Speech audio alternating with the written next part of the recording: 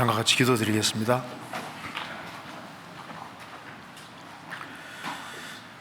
자비로우신 우리 아버지 하나님, 많은 사람 중에서 저희들을 복음으로 불러주시고 주 예수 그리스도의 보배로운 피로 우리 죄값을 영원히 지불해 주시고 영원한 멸망에서 저희들을 건져주신 이 크고 놀라운 은혜와 사랑을 인하여 감사드립니다.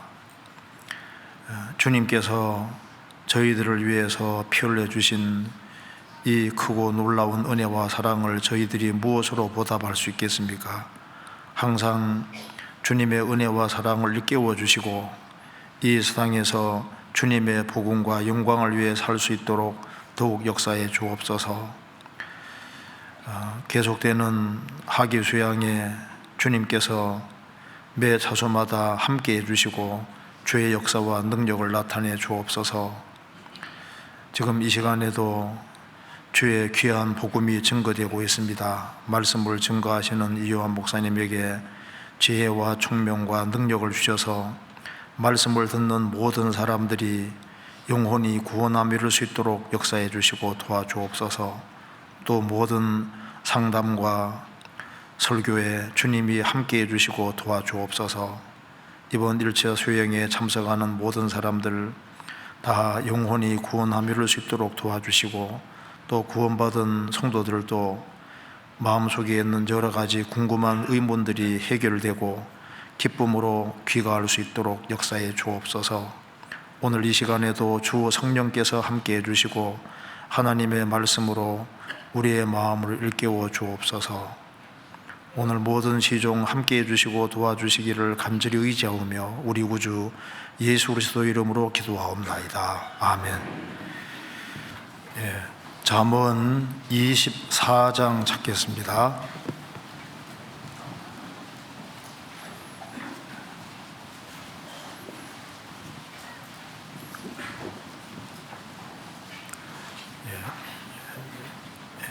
예. 1절부터 22절까지 제가 읽겠습니다. 잠언 24장입니다. 너는 악인의 형통을 부러워하지 말며 그와 함께 있기도 원하지 말지어다. 그들의 마음은 강포를 품고 그 입술은 잔해를 말함이니라. 집은 지혜로 말미암아 건축되고 명철로 말미암아 견고히 되며 또 방들은 지식으로 말미암아 각종 귀하고 아름다운 보배로 채우게 되느니라. 지혜 있는 자는 강하고 지식 있는 자는 힘을 더하나니 너는 모략으로 싸우라. 승리는 모사가 많음에 있느니라. 지혜는 너무 높아서 미련한 자에 미치지 못할 것이므로 그는 성문에서 입을 열지 못하느니라. 악을 행하기를 꾀하는 자를 일컬어 사특한 자라 하느니라. 미련한 자의 생각은 죄요 거만한 자는 사람의 미움을 받느니라. 내가 만일 환난 날에 낙담하면 내 힘의 미약함을 보임이니라. 너는 사망으로 끌려가는 자를 건져주며 살육을 당하게 된 자를 구원하지 아니지 말라. 내가 말하기를 나는 그것을 알지 못하였노라 할지라도 마음을 저울질 하시는 네가 어찌 통찰하지 못하시겠으며 내 영혼을 지키시는 네가 어찌 알지 못하시겠느냐. 그가 각 사람의 행위대로 보응하시리라. 내 아들아 꿀을 먹어라. 이것이 좋으니라. 송이 꿀을 먹어라. 이것이 네 입에 다니라. 지혜가 내 영혼에게 이와 같은 줄을 알라. 이것을 얻으면 정령이 내 장대가 있겠고 내 소망이 끊어지지 아니하리라. 악한 자여 의인의 집을 엿보지 말며 그 쉬는 초소를 헐지 말지니라. 대저 의인은 7번 넘어질지라도 다시 일어나리니와 악인은 재앙으로 인하여 엎드러지리라. 내 원수가 넘어질 때 즐거워하지 말며 그가 엎드러질 때 마음에 기뻐하지 말라. 여호와께서 이것을 보시고 기뻐 아니하사 그 진노를 그에게서 옮기실까 두려우니라. 너는 행악자의 더의함을 인하여 분을 품지 말며 악인의 형통을 부러워하지 말라. 대저 행악하는 자는 장대가 없겠고 악인의 등불은 꺼지리라. 내 아들아, 여호와와 왕을 경외하고 반역자로 더불어 사귀지 말라. 대저 그들의 재앙은 속히 임하리니 이 두 자의 멸망을 누가 알랴. 거기까지입니다. 저번 금요일부터 1차 수양회가 시작이 됐습니다. 제가 오늘 전화를 걸어보니까 등록한 사람이 9,726명 등록을 했고, 그런데 비가 많이 오기 때문에 오가는데 상당히 어려움이 있으리라고 생각합니다. 그래서 1차 수양회 비가 많이 와서 아주 어려운 중에서 이제 수양회가 진행되고 있습니다. 지금 복음이 한참 이게 복음을 한참 이제 말씀하고 있는 시간이기 때문에 마음으로 기도하면서 오늘 말씀을 같이 배웠으면 좋겠습니다. 오늘은 제가 잠언 24장 1절부터 22절까지를 중심으로 해서 참 성도의 길, 이 제목으로 좀 말씀을 드려보겠습니다. 잠언 24장을 이제 찬찬히 읽으면은 이 그리스도인이 겪게 되는 것이 무엇인지, 또 그리스도인이 어떻게 살아야 될지를 잘 알 수 있습니다. 이제 그리스도인의 신앙생활이 요약이 되어 있다고 할 수 있습니다. 24장 1절에 여기에 너는 아들을 말하고 있습니다. 너는 13절에 내 아들아 그렇게 말했죠. 21절에도 내 아들아, 지금 아들에게 하는 말입니다. 여기 이제 아들이라고도 말했고, 또 16절에 의인이라고도 말했는데, 여기 이제 하나님의 아들이 있는가 하면은, 의인이 있는가 하면 또 악인이 여기에 나와 있습니다. 그래서 지금 잠언 24장에서 권고하는 것은 참 성도가 된 사람이 이제 어떻게 생을 살아야 될지가 이게 잘 기록이 되어 있는 겁니다. 그래서 여기 잠언 24장을 찬찬히 읽으면은 이제 성도가 생을 살아가는 가운데 이러저러한 일을 겪게 된다는 걸 말하고 있는데, 1절에 너는 악인의 형통을 부러워하지 말며, 생을 살아가다 보면은 분명히 구원을 받지 않은 악인인데 형통하고 잘 돼가는 그런 일들을 보게 되는 겁니다. 또 그와 동시에 이 하나님의 아들은 오히려 큰 환난을 겪는 일도 있게 되는 겁니다. 10절에 내가 만일 환난 날에 낙담하면 내 힘의 미약함을 보임이라.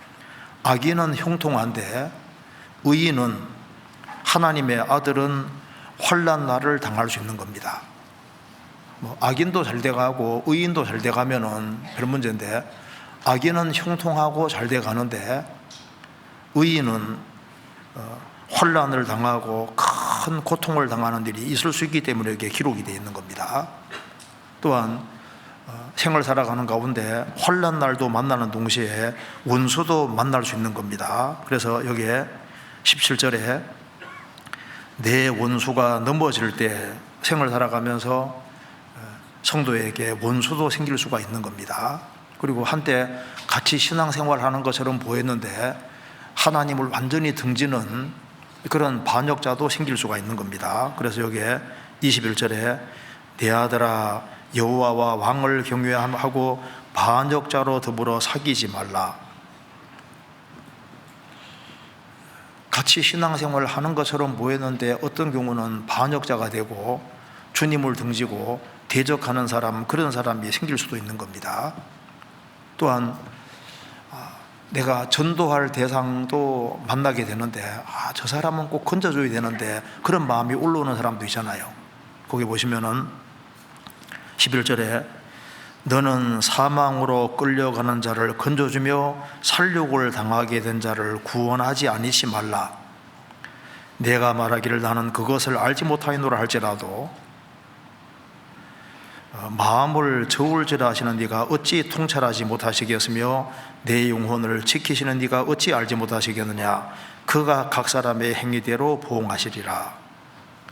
생을 살아가는 가운데 저 사람은 정말 나의 도움이 꼭 필요한데 반드시 전도해야 될 사람인데 이제 그럼에도 불구하고 그 영혼 건지는 걸 등한히 했을 때 책임이 없느냐? 책임이 있다는 겁니다. 그래서 여기 잠언 24장을 읽으면은 성도가 생을 살아가면서 부딪히는 일들이 여기에 다 기록이 되어 있고 우리가 어떻게 살아야 될지도 여기에 자세히 기록이 되어 있습니다. 그래서 먼저 여기에 잠언 24장에는 하지 말아야 될 것이 여기에 몇 가지가 기록이 되어 있습니다. 하지 말아야 될 것은 1절에 너는 악인의 형통함을 부러워하지 말아라. 악인이 잘 돼가는 것을 보고 부러워하지 말아라. 10절에는 내가 만일 환난 날에 낙담하면 내 힘의 미약함을 보임이라. 환난 날에 낙담하지도 말아라. 또한 17절에 내 원수가 넘어질 때 즐거워하지 말아라. 나를 그렇게 괴롭히던 사람이 넘어지고 망하면은 아이고 잘 됐구나 그렇게 생각하면 안 된다는 겁니다. 그리고 21절에 내 아들아 여호와와 왕을 경외하고 반역자로 더불어 사귀지 말아라. 하지 말아라는 것에 네 가지가 나와 있습니다.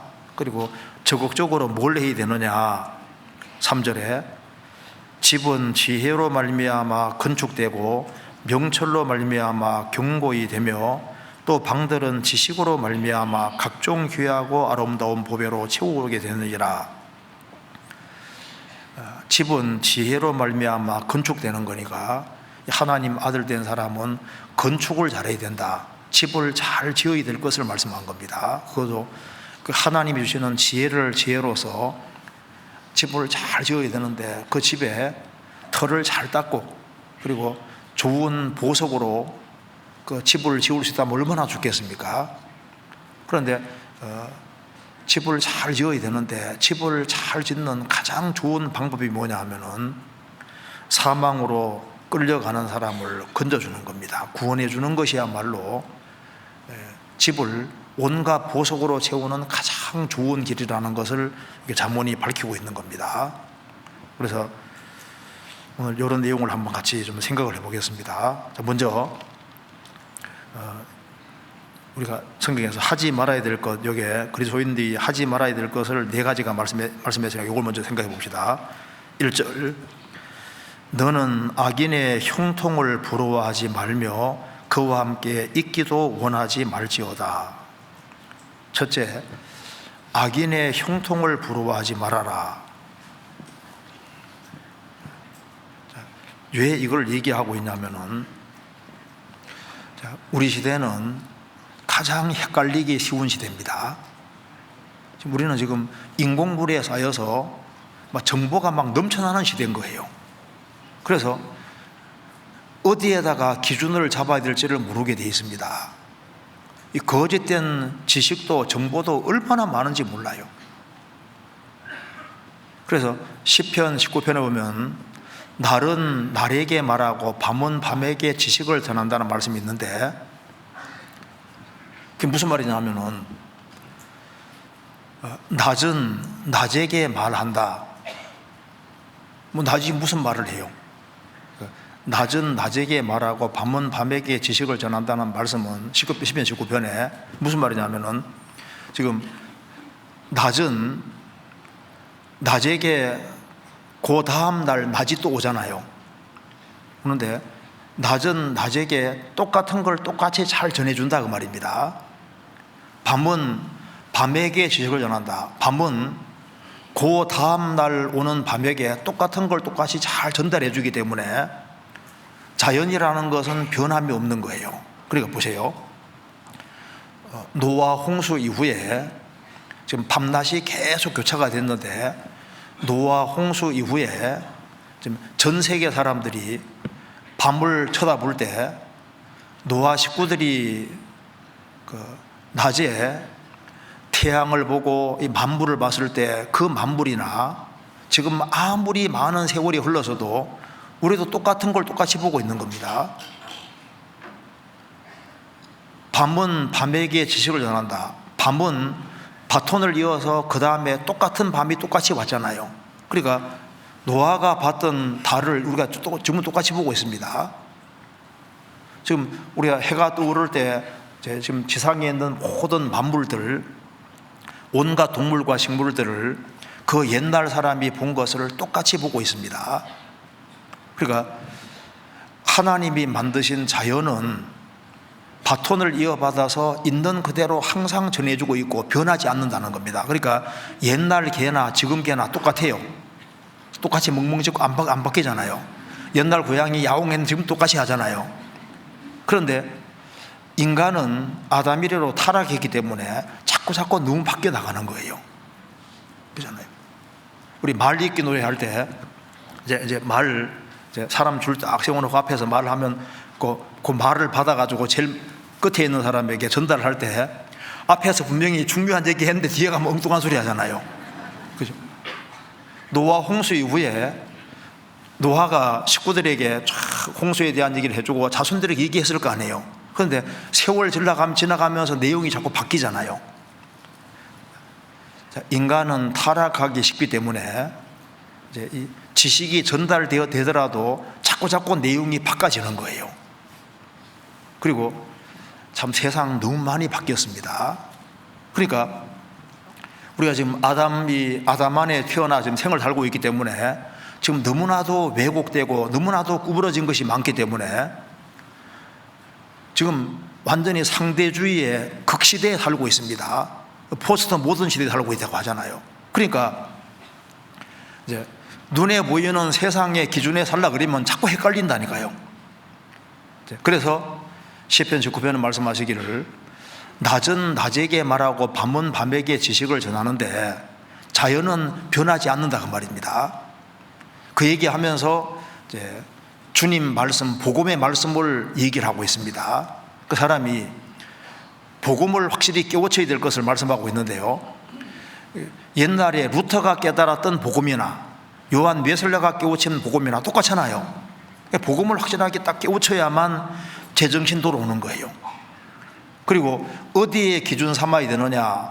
시편 19편에 말씀하시기를 여호와의 율법은 완전하여 영혼을 소성케 하며 여호와의 증거는 확실하여 우둔한 자로 지혜롭게 하며 그 말씀대로 하나님 말씀에다가 기준을 삼아야 되는 겁니다. 그래야만 인생 안 헷갈릴 수 있는 거예요.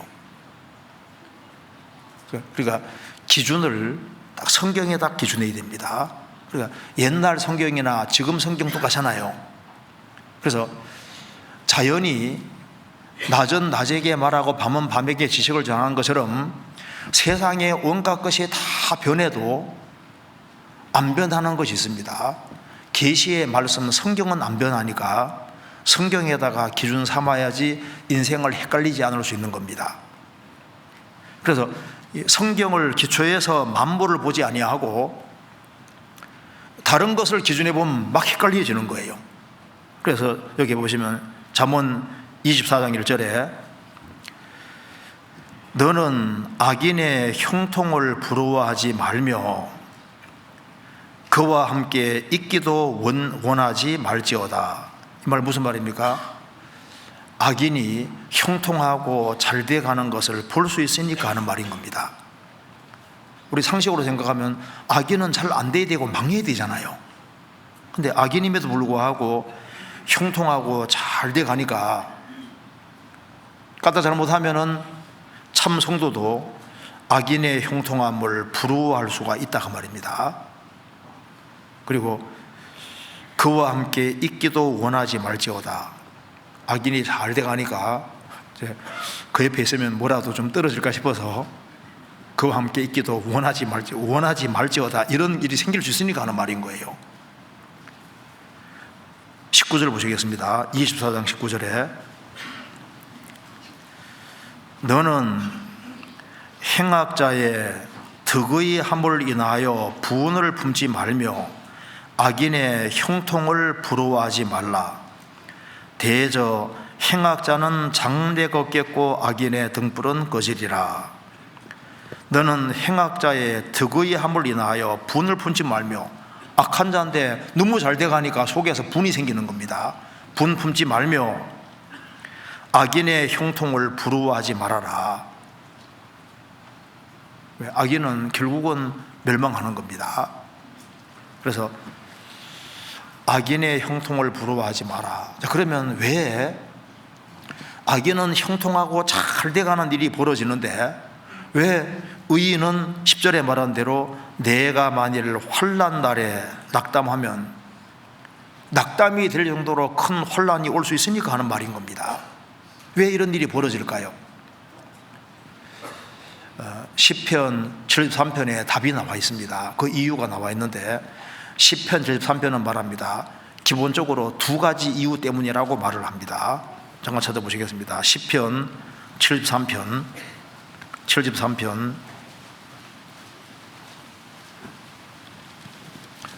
1절입니다.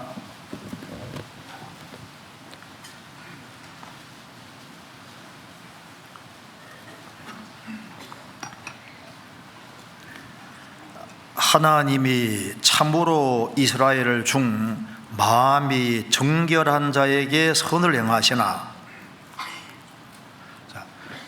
하나님은 하나님이십니다. 하나님은 정의롭고 의롭고 정말 깨끗하신 분이고 선하신 분이니까, 하나님은 하나님이시니까 마음이 정결한 자에게 선을 행하시고 마음이 정결한 사람을 축복해 주시고 잘되게 하시는 것이 당연하잖아요.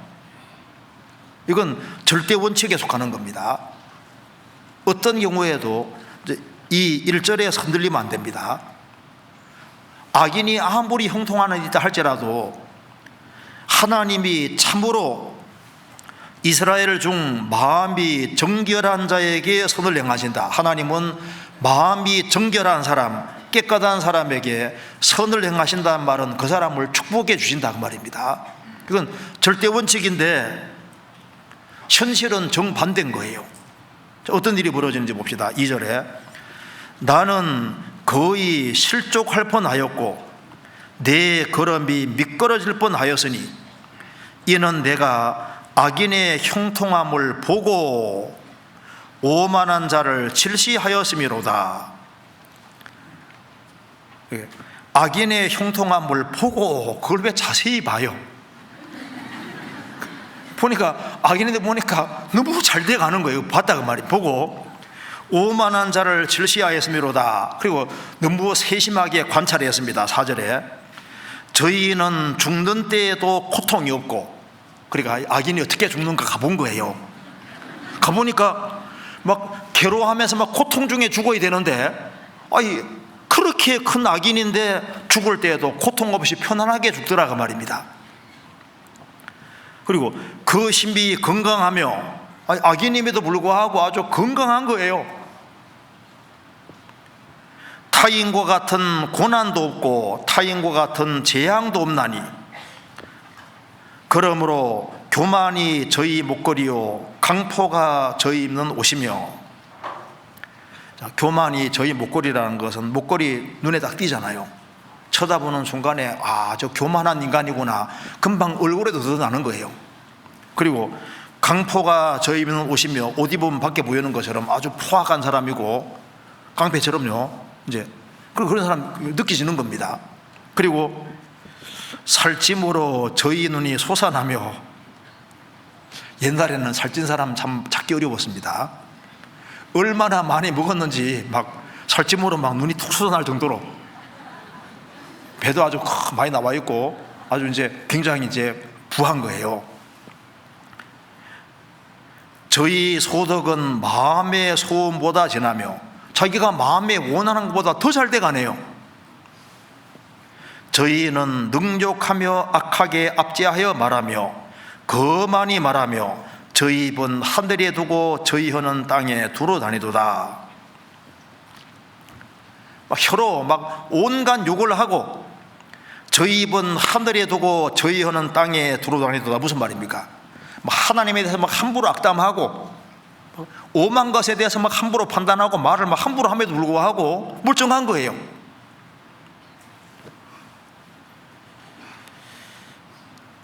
십 12절입니다. 12절 볼지어다 이들은 악인이라 항상 평안하고 재물은 더하도다. 세상에 이럴 수가 있냐 그 말입니다. 하나님이 살아계시면은 그런 인간을 아주 혼내주고 멸망을 시켜야 되는데 평안한 거예요. 반대로 시편 기자는 얼마나 어려움 당하는지 보십시오. 13절, 내가 내 마음을 정히 깨끗이 하며 내 손을 씻어 무죄하다한 것이 실력되도다. 죄의 수고별 대사 철저하게 깨끗하게 살라고 하는 이것이 정말 헛될 정도로 자신은 엄청 어려움을 당합니다. 14절, 나는 종리를 재앙을 당하며 아침마다 징책을 보아도다. 종리를 재앙을 당하며 아침마다 징책을 보아도다. 하는 일마다 안 되고 일이 계속 꼬이는 거예요. 왜 이런 일이 있을까? 이것 때문에 고민이 굉장히 많았습니다. 왜 그럴까요? 그래서 시편 기자가 고민하다가 깨달았습니다. 15절, 내가 만일 스스로 이르기를 내가 이렇게 말하리라 하였다면 주의 아들들의 시대를 대하여 괴휴를 행하였으리이다. 말은 안 했습니다. 말 안 하기 전이죠. 하나님 너무하시다 이럴 수가 있나 이렇게 말 안 하고 속으로 끙끙 앓았다 그 말입니다. 만일 내가 말을 내놓고 함부로 얘기했다면은 주의 아들들의 시대가 따로 있는데 주의 아들들의 시대를 대항해서 큰 잘못을 범할 뻔했다. 고린도전서 4장 보면 이 세대는 인간의 시대입니다. 구원받지 아니한 사람들이 판치는 시대인 거예요. 주의 아들들의 시대는 따로 있는 겁니다. 시편 기자가 중요한 걸 깨달았습니다. 그 뒤에 16절, 내가 어찌면 이를 알까 하여 생각한 적 내게 심히 곤란하더니 하나님의 성소에 들어갈 때에야 저희의 결국을 내가 깨달았나이다. 너무너무 고민이 됐는데 하나님의 성소에 들어갈 때 하나님이 딱 깨닫게 해준 겁니다. 아, 그래서 그랬구나 깨우친 거예요. 뭘 깨우쳤냐면은 시편 기자가 먼저 영원한 내세가 있구나 이걸 깨우친 겁니다. 그 뒤에 보시겠습니다. 20절, 주여 사람이 깬 후에는 꿈을 무시함같이 주께서 깨신 후에 저희 형상을 멸시하시리이다. 자, 꿈에서는 앞뒤가 뒤바뀌는 경우 엄청 많이 있잖아요. 딱 꿈 깨면 현실인 것처럼 이 세상은 잠깐의 꿈과 같은 겁니다. 자, 지금 죽음을 딱 건너가는 순간에 영원한 현실이 다가오는 겁니다. 한번 따라 합시다. 눈에 보이는 것은 잠깐이요 눈에 보이지 않는 것은 영원함이니라. 자, 금세는 잠깐이고 내세는 영원한 겁니다. 어떤 사람 말하기를 지구상의 모든 모래알갱이를 영원이라고 가정할 경우에 7, 80 금세는 뭐냐? 모래 한 알에 해당된다. 금세는 너무 짧은 거예요. 이 세상은 잠깐의 꿈과 같습니다. 그런데 꿈을 진짜 깰 때가 죽음 딱 건너갈 때입니다. 그래서 사람이 깬 후에는 꿈을 무시함 같이 주께서 깨신 후에란 말이 무슨 말입니까? 지금은 주님이 잠자는 것처럼요 뒤바뀐 일이 벌어지지만은 주님이 눈 딱 뜨시는 것처럼 죽음 딱 건너가면 주님이 완전한 결산을 내는 날이 오는 거예요. 그래서 시편 기자가 깨달았습니다. 영원한 내세가 있구나. 그래서 이 아기는 잔치집의 돼지처럼 이상해서 하나님을 끝까지 등지는 사람은 하나님께서 오냐 네 살태본 살아보라 하면서 육신에 필요한 걸 다 주시고 딱 죽음 건너가는 순간에 영원한 파멸이란 걸 깨달은 겁니다. 18절입니다. 주께서 참으로 저희를 미끄러운 곳에 두시며 파멸에 던지시니 저희가 어찌 그리 졸지에 황폐되었는가 놀람으로 전멸하였나이다. 자, 형통하게 평탄하게 생을 잘 살다가 죽음 딱 건너가니까 주께서 참으로 저희를 미끄러운 곳에 두시며 파멸에 던지시니 죽음 딱 건너가자마자 그냥 촥 미끄러져서 지옥 뚝 떨어지는 거예요. 놀람으로 전별하였나이다. 죽음 딱 건너갈 때 영원한 내세가 기다리고 있잖아요. 하나님의 심판이 기다리고 있고, 그래서 영원한 지옥으로 떨어지는 걸 본 겁니다. 그래서 시편 기자가 알았습니다. 아, 그렇구나. 영원한 내세가 있구나. 영원한 내세. 자, 금세만 있는 게 아니라 영원한 내세가 있습니다. 시편 기자가 또 하나 알았습니다. 아, 나는 주님께서 훈련시키고 있구나. 이걸 깨우친 거예요. 그 뒤에 보시겠습니다. 24절, 주의 교훈으로 나를 인도하시고 후에는 영광으로 나를 영접하시리니 하늘에서는 주 외에 누가 내게 있으리요 땅에서는 주밖에 나의 사모할 자 없나이다.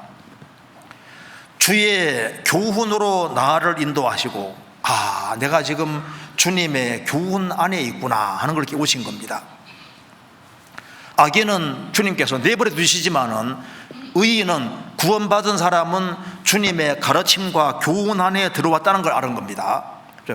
군대에 입대하지 않은 사람과 입대한 사람 다르잖아요. 군대에 입대하면은 제대할 때까지 군대의 그 가르침 안에 들어가서 일반인보다 훨씬 더 고생하고 수고 많이 하잖아요.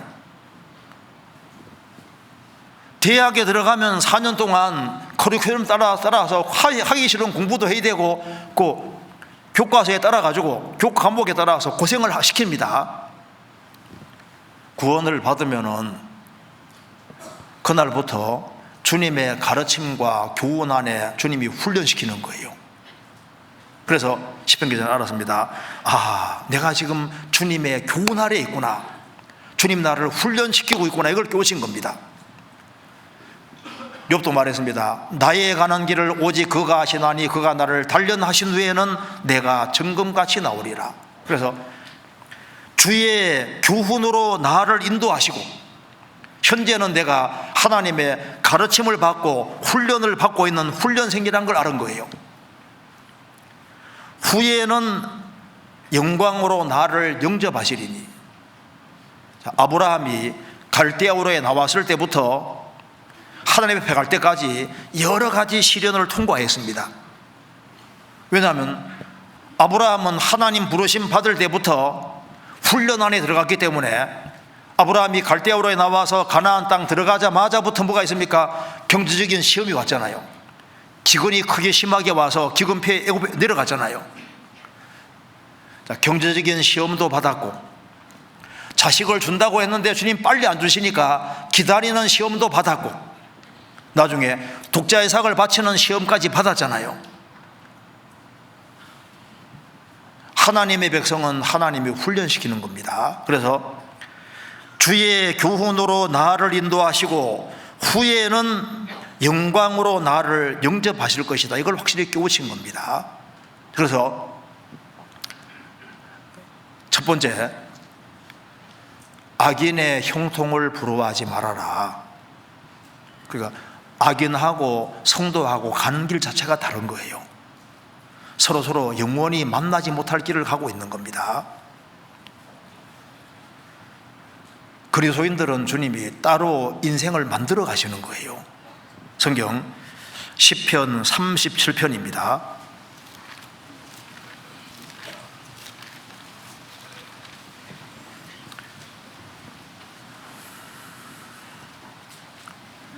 (1절)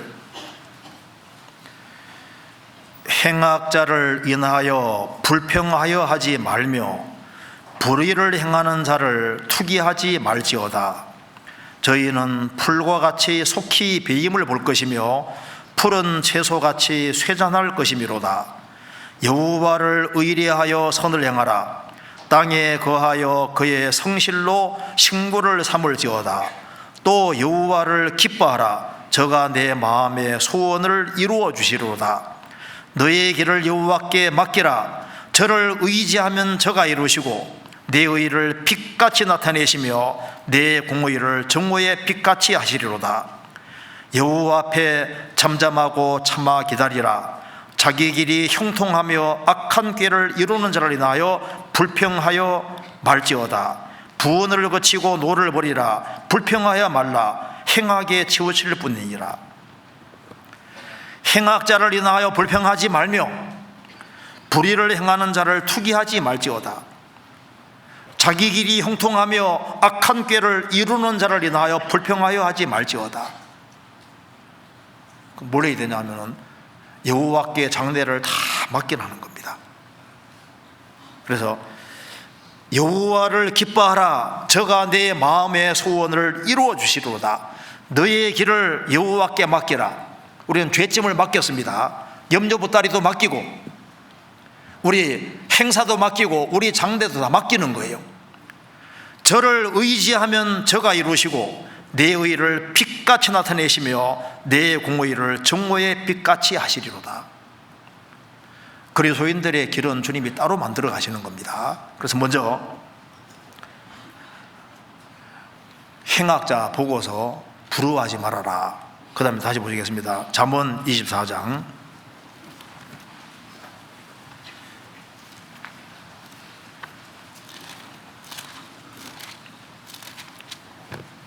10절. 두 번째로 내가 만일 환난 날에 낙담하면 내 힘의 미약함을 보임이니라. 참 성도에게 환난 날은 원래 오도록 되어 있는 겁니다. 오도록 되어 있는데 환난이 왔다고 해서 낙담하면 내 힘의 미약함을 보임이라. 자, 내가 참 성도인지 아닌지도 언제 알 수 있냐면은 큰 혼란이 주어질 때 알 수 있는 거예요. 그리고 내가 평상시에 신앙생활을 잘하고 있었는지 못하고 있었는지도 혼란 날이 주어질 때 보통 드러나는 겁니다. 평상시에는 다 잘 믿고 있는 것처럼 보이잖아요.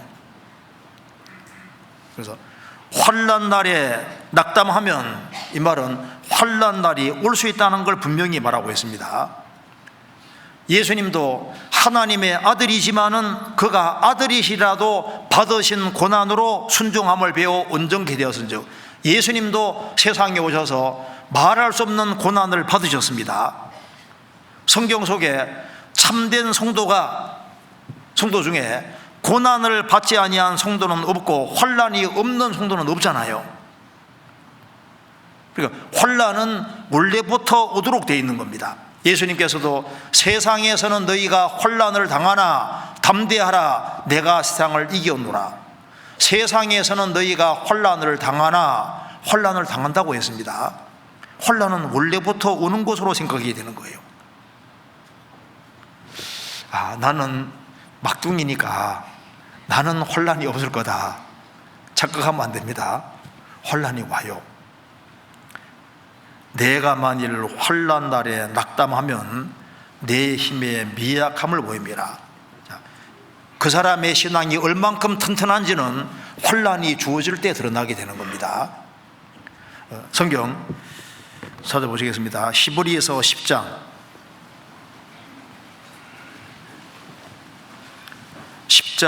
32절입니다.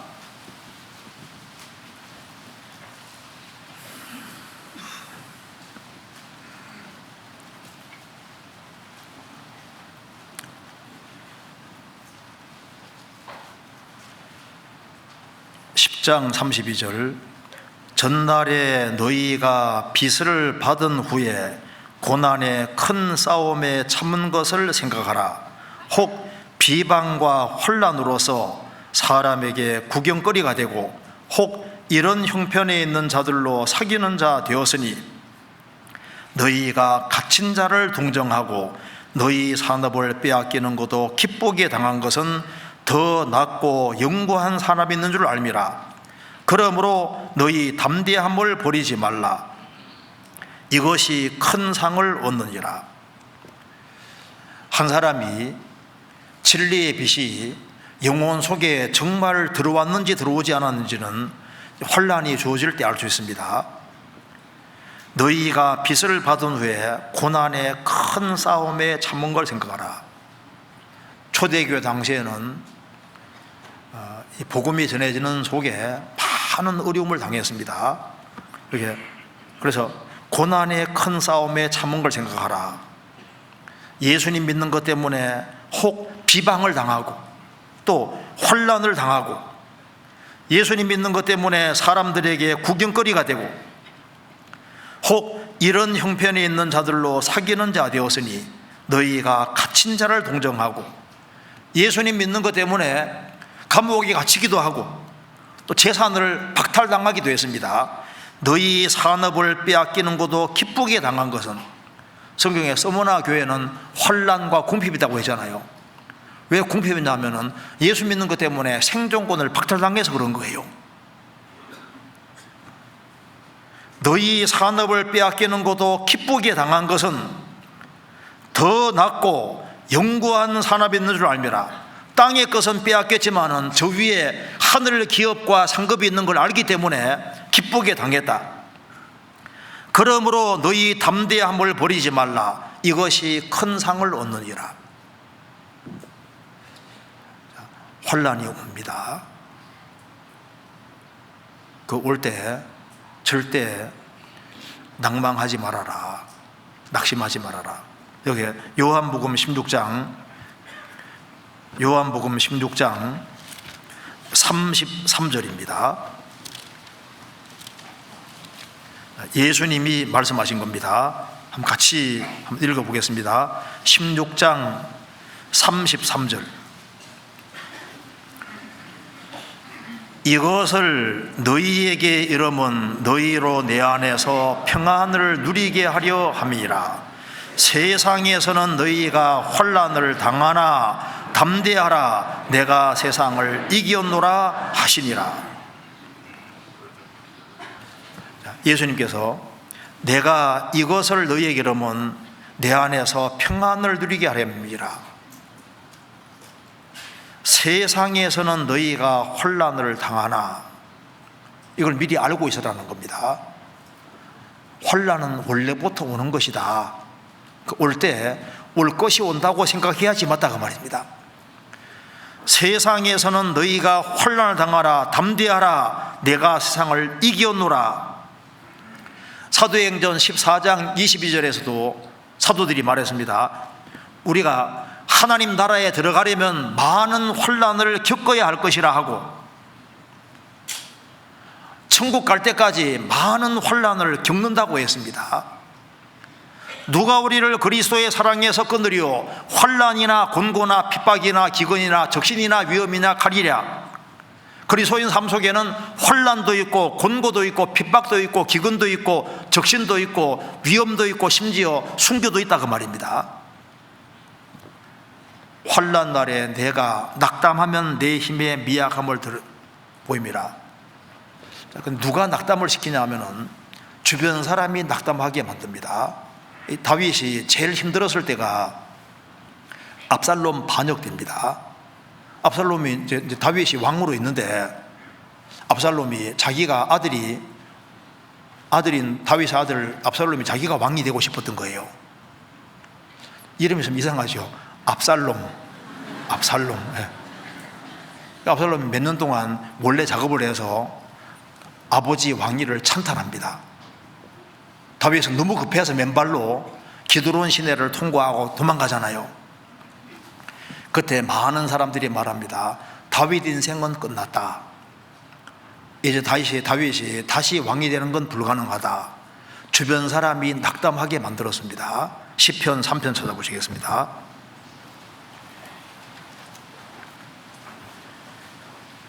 (1절)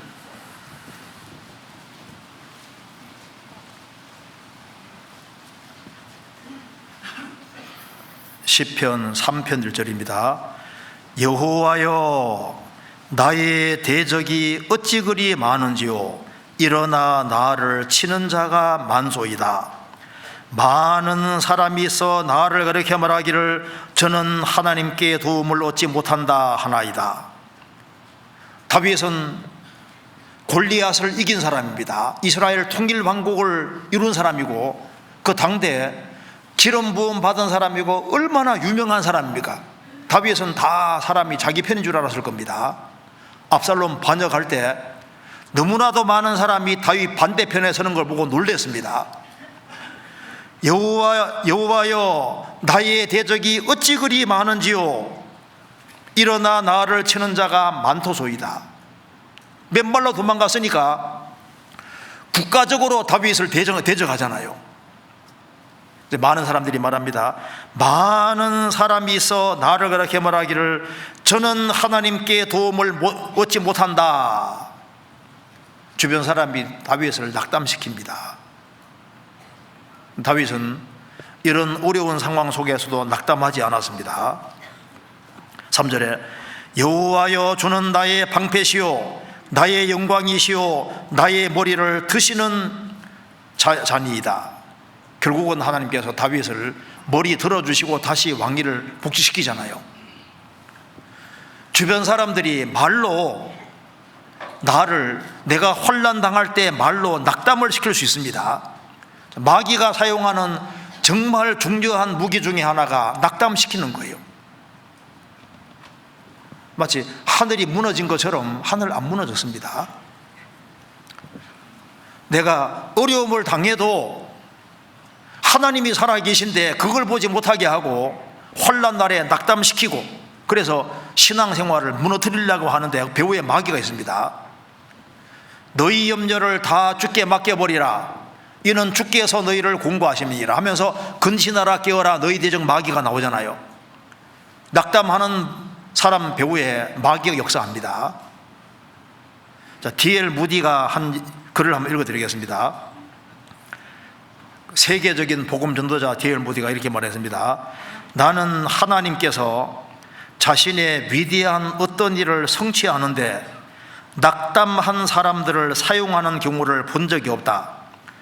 마음이 낙심 상태에 있던 한 목사가 강단에 섰다면 그것은 전염된다. 그것은 곧 회중석에 도달하고 온 교회는 낙심에 빠지게 될 것이다. 주일학교 교사도 마찬가지다. 크게 낙담하고 있는 사역자가 하나님의 사역에 큰 성공을 거둔 예를 나는 보지 못했다. 그것은 하나님께서 이런 사람들을 사용하실 수 없기 때문일 것이다. 환난 날에 낙담하면은 내 힘의 미약함을 보입니다. 환난 날에 성경이 뭐라 했습니까? 즐거워하라고.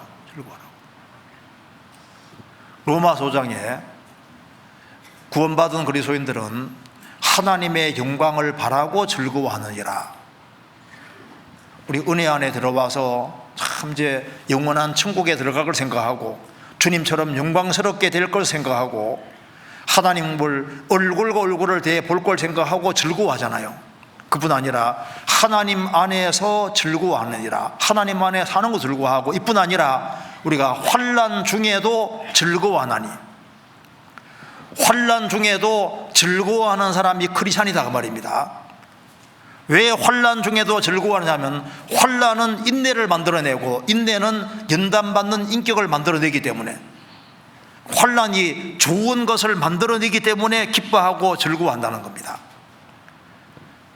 아무리 어려워도 크리스찬들은 구원받았다는 이유 하나 때문에 정말 당당하게 아주 심차게 살아야 되는 것이 맞는 겁니다. 바울 사도가 사도행전 16장에 바울과 실라 같이 감옥에 있을 때 쇠고랑 차고도 찬송했잖아요. 기뻐했습니다. 우리가 신앙생활을 하는 속에서 어려움을 당하는 것은 정말 이건 기뻐할 일에 속하는 겁니다. 성경 잠언 30장을 보시겠습니다. 잠언 30장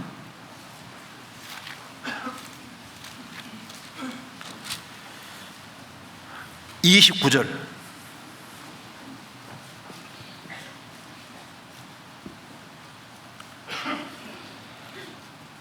잘 걸으며 위풍 있게 다니는 것 선하신나니 곧 짐승 중에 가장 강하여 아무 짐승 앞에서도 물러가지 아니하는 사자와 사냥개와 수염소와 및 당할 수 없는 왕이니라. 이 세상에서 아주 당당한 것이 몇 가지 있는데, 사자, 성경에 사자같이 담대하니란 말이 나와 있잖아요. 환난과 역경과 어려움 앞에서도 사자같이 아주 담대한, 그리고 사냥개, 아주 끈질긴 사냥개, 수염소, 고집이 얼마나 하신지 모릅니다. 안 좋은 고집 말고 좋은 의미에서 고집이 좀 필요한 거예요. 나는 죽더라도 주님 옆에 죽겠다 하는 그런 각오 같은 게 필요합니다.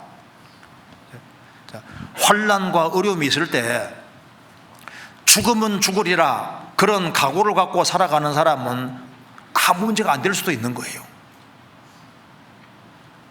당할 수 없는 왕이니라. 성도에게 필요한 것이 강하고 담대한 마음입니다. 이 세상에서 하나님의 뜻을 행하기 위해서는 환난과 역경을 헤쳐나갈 수 있는 그 담대한 마음이 꼭 필요한 거예요. 성경 시편 31편입니다. 다윗이 두 가지를 성도에게 요구하고 있습니다. 시편 31편 23절입니다. 너희 모든 성도들아 여호와를 사랑하라. 여호와께서 성실한 자를 보호하시고 교만히 행하는 자에게 엄중히 갚으시느니라. 강하고 담대하라. 여호와를 바라는 너희들아. 다윗은 하나님 앞에 귀하게 쓰임 받은 사람이고 하나님 마음이 아픈 사람입니다. 그는 모든 성도들에게 하고 싶은 얘기가 있습니다. 두 가지를 말하고 있습니다. 너희 모든 성도들아, 일부의 성도가 아니라 모든 성도입니다. 너희 모든 성도들아 여호와를 사랑하라. 성도에게 필요한 첫 번째가 여호와를 사랑하라.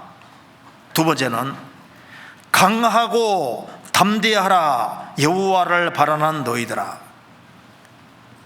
이 세상은 죄가 많은 세상이기 때문에 이 세상에서 하나님의 뜻을 실행하기 위해서는 많은 어려움이 있도록 되어 있습니다. 그렇기 때문에 강한 마음, 담대한 마음이 없이는 하나님의 뜻 가운데 살 수 없는 거예요. 그래서 강하고 담대하라. 여호와를 바라는 너희들아. 그리스도는 환난도 당하고 핍박도 당하고 그리고 예수님 믿는 그 속에서 많은 어려움이 있습니다. 내가 그리스도인이기 때문에 그것 때문에 비방도 당하고 욕도 얻어먹고 그런 많은 어려움이 있기 때문에 내가 신앙생활 제대로 하려고 하는데 주변에 많은 어려움이 주어지는 거예요. 그때 절대 낭망하지 말고 낙심하지 말고 힘들어하지 말고 일어나고 그걸 아주 기쁘게 담대하게 받으라고 말씀하시는 겁니다. 자, 한번 다시 보시겠습니다. 24장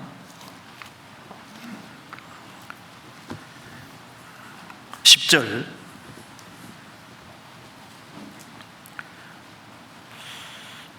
내가 만일 환난 날에 낙담하면 내 힘의 미약함을 보임이라. 우리 그리스도인들이 환난을 당할 때 대체로 그 주변에 이 불신자들 그런 사람들 중에 어떤 사람 중에 나를 특별히 괴롭히는 사람이 있잖아요.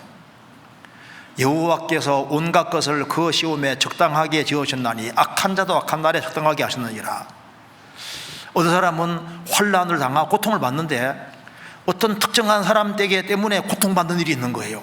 그런데 그리스도인들을 너무 괴롭히면 그 사람이 어떻게 됩니까? 가끔 주님이 혼내기도 하잖아요. 그러니까 나를 그렇게 괴롭게 하더니만 그 사람이 꼬꾸러지는 경우가 있다 그 말입니다. 그럴 때 조심하라고 한 겁니다. 보시겠습니다. 24장 16절입니다. 대저 의인은 7번 넘어질지라도 다시 일어나리니와 악인은 재앙으로 인해 엎드러지느니라. 의인은 7번 넘어지더라도 생명이 있으니까 다시 일어납니다. 주님 이렇게 해주시잖아요. 그런데 악인은 갑작스러운 재앙으로 엎드러지는 겁니다.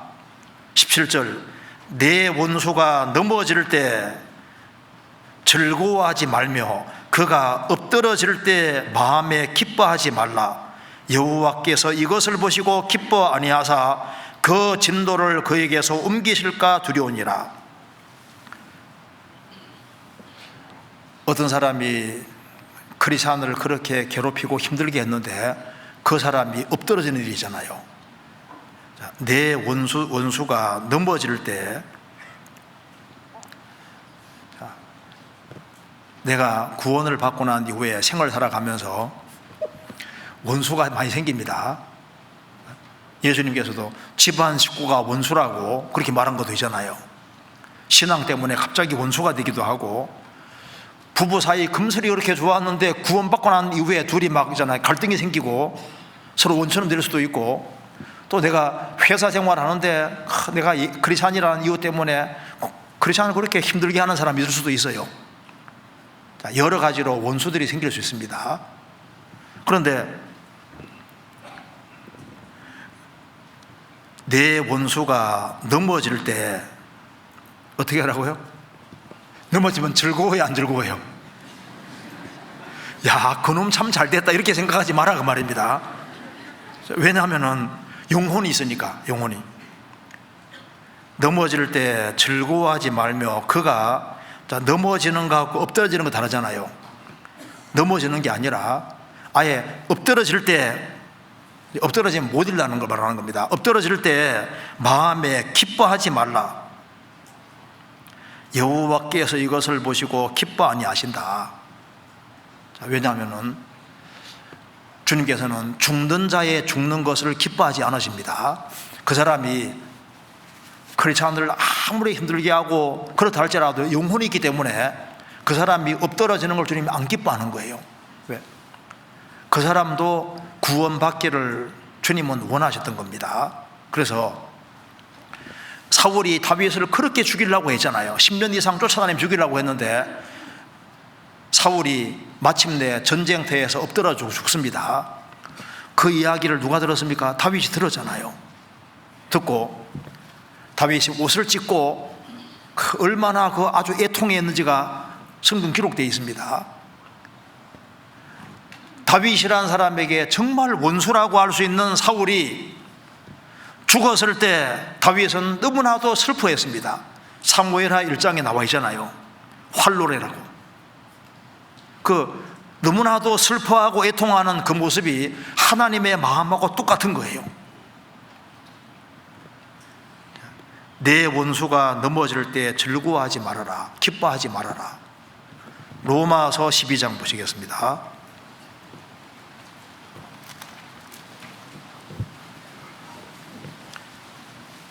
(12장) 19절.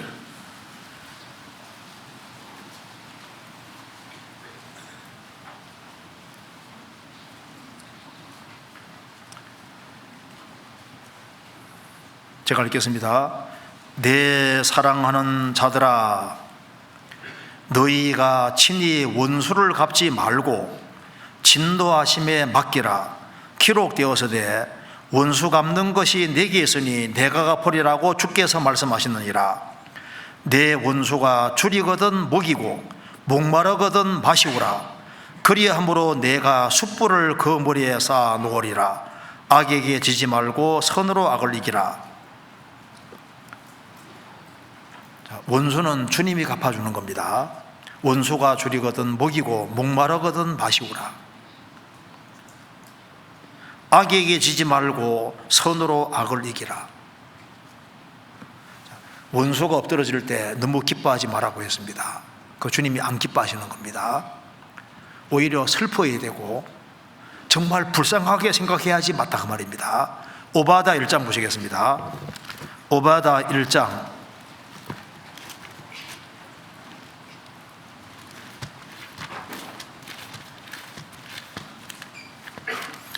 1장 1285페이지입니다. 1285페이지 1장 12절.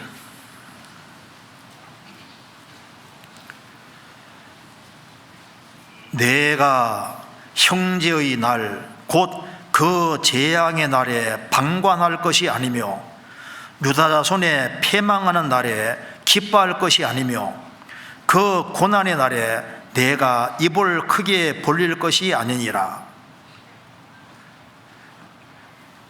이스라엘과 에돔은 형제 국가입니다. 그런데 이스라엘 민족이 망할 때 에돔 사람들은 너무너무 기뻐한 거예요. 그래서 에돔 사람들을 내 형제의 날, 곧 그 재앙의 날에 바벨론 침공으로 이스라엘 민족이 멸망할 때 그걸 보고서 에돔 사람들은 너무너무 기뻐했던 겁니다. 그 재앙의 날에 방관할 것이 아니며 보고만 있을 것이 아니며 유다 자손의 패망하는 날에 기뻐할 것이 아니며 그 고난의 날에 내가 입을 크게 벌릴 것이 아니니라. 하하, 남유다 잘 망했다, 아주 폭삭 망했으니 좋다, 이게 합당하지 않다는 겁니다. 그래서 원수가 망하는 걸 볼 때 절대 기뻐하지 말아라.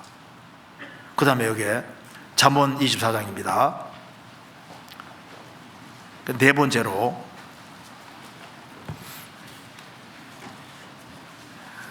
21절,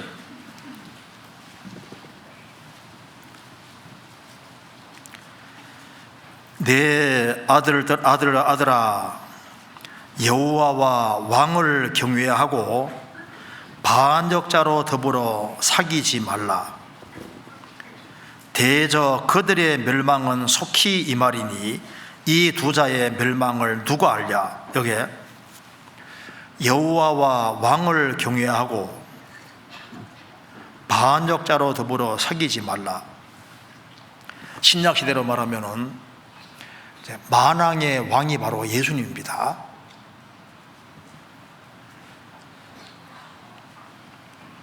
내 아들아 여호와와 왕을 경외하고 반역자로 더불어 사귀지 말라.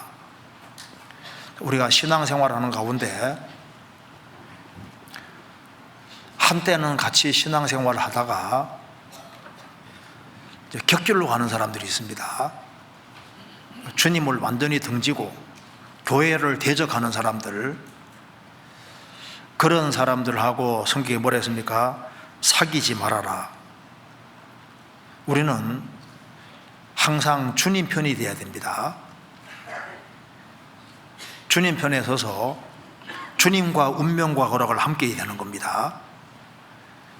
인터넷 사이트 속에서도 이 교리적인 데 있어서 성경과 위배되는 거, 그런 것이 있으면 과감하게 탁탁 정리를 하고 근무를 잘 그어야 되는 거예요.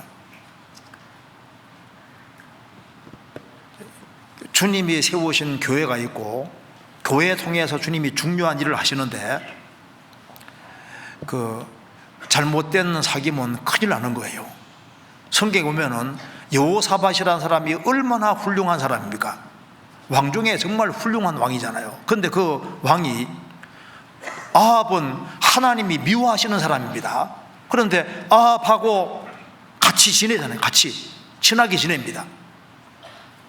그래서 그 정신이 잘못되어 있는 거예요. 이스라엘 백성들은, 남유다는 여호와 하나님을 섬기는데 아합은 베델과 단에 우상 세워놓고 또 바알신 섬기고 있습니다. 그런데 둘은 완전히 차이 나는데 일반이라고 생각하고 있잖아요. 열왕기하 3장 보시겠습니다. 열왕기하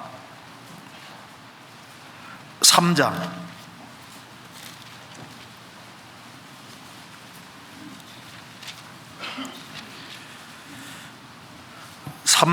7절입니다.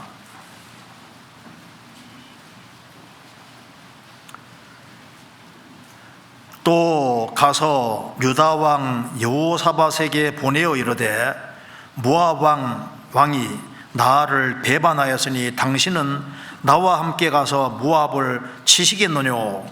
저가 가로되 내가 올라가리이다. 나는 당신과 일반이요 내 백성은 당신의 백성과 일반이요 내 말들도 당신의 말들과 일반이니이다. 여기 북이스라엘과 남유다는 일반이 아닙니다. 달라요. 그런데 여호사밧이 뭐라 말합니까? 나는 당신과 일반이요 내 백성은 당신의 백성과 일반이요. 아니죠.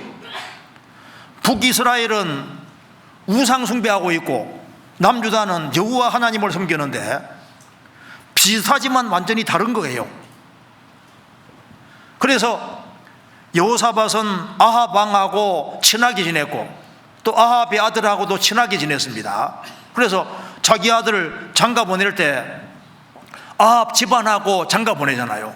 그래서 아들 여호람이 완전히 망하고 신앙적으로 망하고 그 아들도 그리고 그 아들 아하시아 또 같이 망해버립니다. 그래서 여호사밧은 자기 신앙은 지켰는데 자기 자식들은 완전히 망하게 만들었어요. 우리가 누구를 사귀었는지를 참 조심해야 되는 겁니다. 그래서 여기 잠문 다시 보시겠습니다. 24장.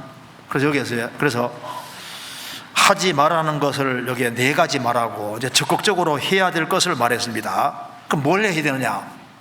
24장 3절입니다. 집은 지혜로 말미암아 건축되고 명철로 말미암아 견고히 되며 또 방들은 지식으로 말미암아 각종 귀하고 아름다운 보배로 채우게 되느니라. 여기 집 얘기를 하고 있습니다. 집은 지혜로 말미암아 건축되고, 신앙생활은 집 짓는 생활입니다. 마태복음 7장에 보면은 오늘도 그 찬송할 때 잘 지세 잘 지세 집 잘 질세 찬송도 이거 딱 맞는 것 같아요. 오늘 그 집회 시작하기 전에 찬송 불렀잖아요. 여기 이제 신앙생활은 집을 잘 짓는 생활인데 마태복음 7장에 말한 대로 반석 위에다 집을 짓지 않고 모래 위에 집을 짓는 사람이 있다고 했습니다. 아예 집을 안 짓는 사람도 있고 뭐 인생 별거 있냐 하면서 아주 멋대로 살아가는 사람은 아무 집도 안 짓는 사람하고 똑같은 거예요. 그런데 모래 위에 집을 짓는 사람이 있습니다. 그러니까 신앙생활은 하는데 구원을 안 받고 신앙생활하는 모든 사람은 모래 위에 집 짓는 사람하고 똑같은 거예요. 그것은 다 헛수고가 되는 겁니다.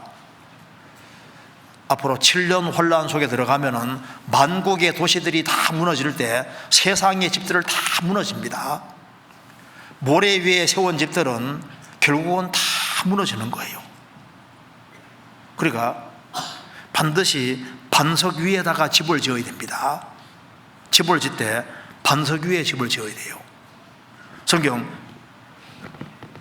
고린도전서 3장 보시겠습니다. 고린도전서 3장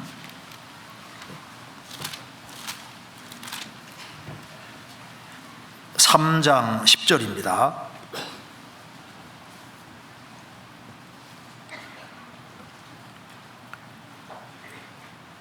내게 주신 하나님의 은혜를 따라 내가 지혜로운 건축자와 같이 터를 닦아두매 다른 이가 그 위에 세우나 그러나 각각 어떻게 그 위에 세우기를 조심할지니라. 이 닦아둔 것 외에 능히 다른 터를 닦아둘 자가 없으니 이 터는 곧 예수 그리스도라. 자, 집을 지을 때 반드시 예수 그리스도라는 터 위에 지어야 됩니다. 반드시 구원받고 집을 지어야 되는 거예요.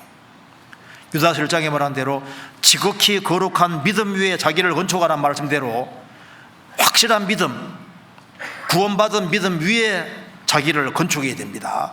그래서 예수님이 반석이기 때문에 예수님이라는 그 반석, 그 기초 위에다가 집을 지어야 되는 겁니다. 집을 짓때 12절을 보시겠습니다. 만일 누구든지 금이나 은이나 보석이나 나무나 풀이나 지푸로 이 터 위에 세우면, 여기 나무나 풀이나 지푸로 이 터 위에 세우면 크리스찬 중에 이런 사람이 있으니까 하는 말인 겁니다. 크리스찬 중에도 지혜가 없어서 집을 지어가고 있는데 보면은 나무나 풀이나 지푸로 집 짓고 있는 거예요. 이건 불통감은 다 타버립니다. 그러니까 금은 보석으로 집을 제대로 지어야 되는 겁니다. 13절 각각 공력이 나타날 터인데 그 그날이 공적을 밝히리니 이는 불로 나타내고 그 불이 각 사람의 공적이었다는 것을 시험할 것임이니라. 하얀 종이에다가 그 레몬즙으로 글자를 싹 쓰면은 아무것도 안 보이잖아요. 불에 딱 갖다 대면은 글자 쓴 것이 딱 나타납니다. 자, 우리가 어떻게 신앙생활을 하는지를 잘 모르는데 심판대 앞에 서면 불이 싹 지나갈 때 정확히 딱 드러나게 되는 거예요. 자, 공력이 나타난다는 말은 어떤 재료로 쌓았는지가 나타난다는 겁니다. 만일 누구든지 그 위에 세운 공력이 그대로였으면 상을 받고 누구든지 공력이 불타면 해를 받으리니 그러나 자기는 구원을 얻되 불 가운데서 얻은 것 같으리라. 자, 불이 지나가는 자리는 크리스찬에게 지나가는 게 아니라 크리스찬의 신앙생활에 불이 지나간다는 겁니다. 나무나 풀이나 짚은 타버리고 금은 보석만 남는 겁니다. 그러니까 잠언 기자가 말했습니다. 자, 집을 잘 지어야 되는데 지혜로 지어야 된다고 말씀하셨습니다. 다시 보시겠습니다. 잠언 24장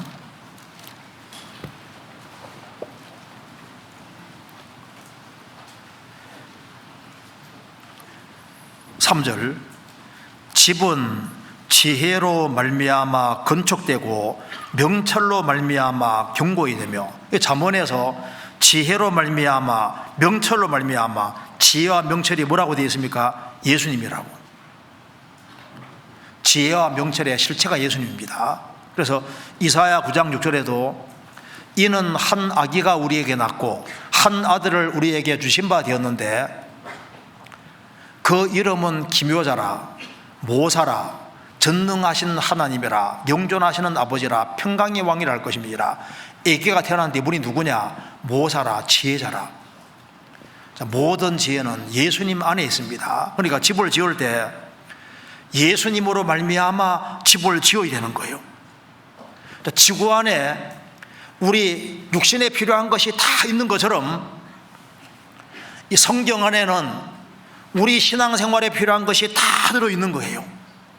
그래서 우리가 여기 집을 지어야 되는데 집은 지혜로 말미암아 명철로 말미암아 지어지기 때문에 참된 지혜를 얻지 아니하면은 우리 신앙생활이 헛수고가 될 수 있는 거예요.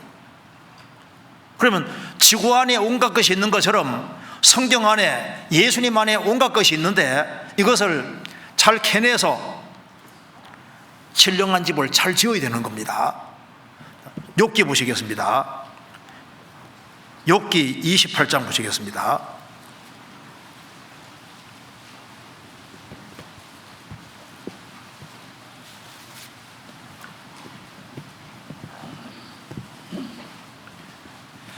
(28장) 1절입니다.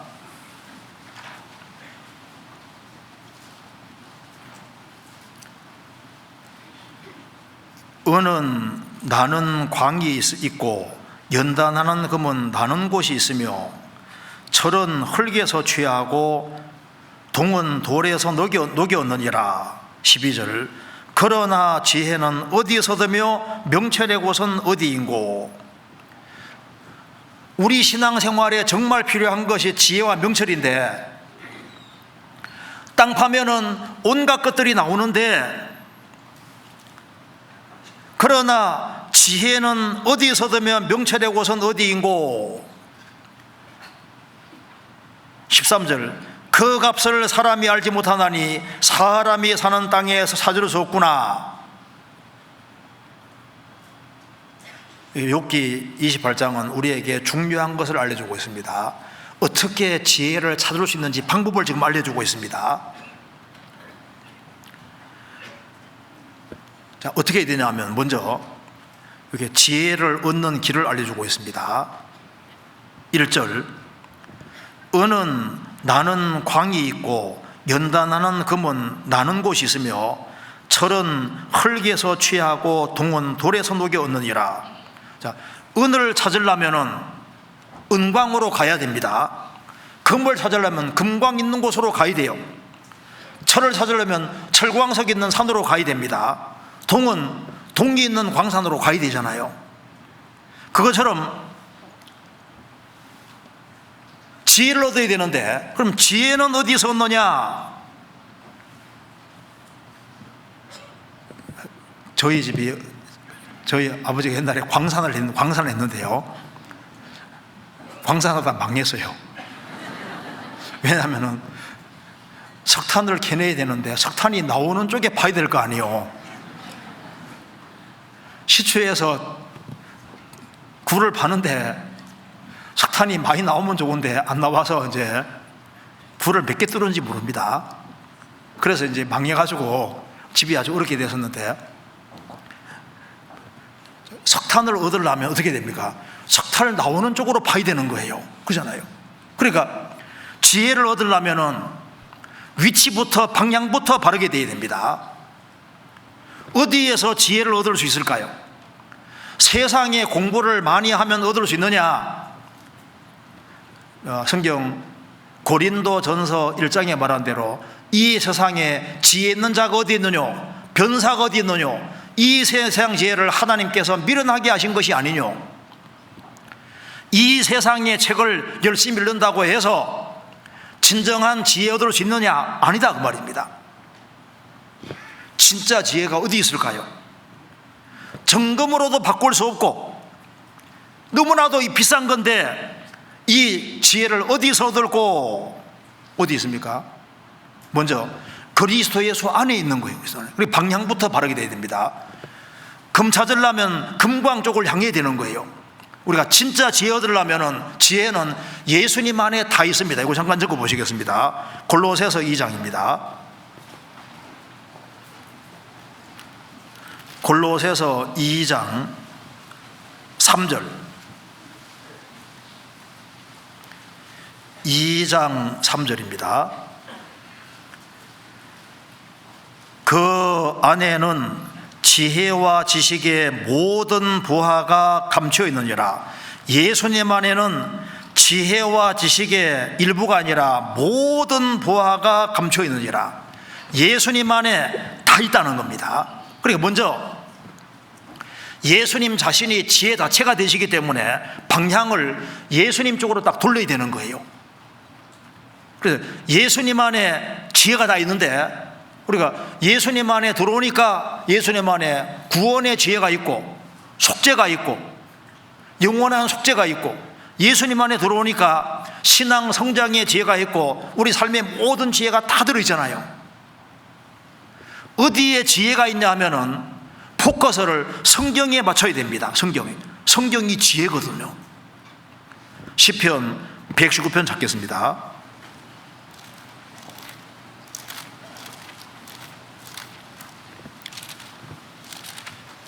(119편)